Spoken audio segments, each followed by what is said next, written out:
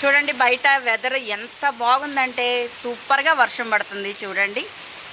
ఆహా, ఇలాంటి వర్షానికి వేడివేడి పకోడీ చేసుకొని తింటే ఉంటుంది, అద్దిరిపోతుంది. మా పెరట్లోని తోటకూర ఉంది, కోసేసి చక్కగా పకోడీ వేసేస్తాను పదండి.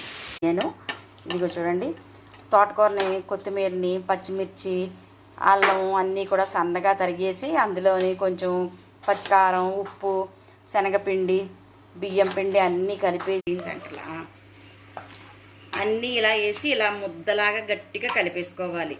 ఇప్పుడు ఈ ముద్దని బాగా మరిగిన నూనెలోని ఈ ముద్దని చిన్న చిన్న ఉండల్లాగా వేసేసుకుంటే పకోడీ రెడీ అయిపోతుంది. ఆనియన్ పకోడీ రెసిపీ నా ఛానల్లో ఉంది. అలాగే ఇంకా ఎన్నెన్నో సమ్మర్ ఈవినింగ్ స్నాక్స్ రెసిపీస్ నా ఛానల్లో ఉన్నాయి. మీరు నా ఛానల్లోకి వెళ్ళి snacks and Indian street food playlist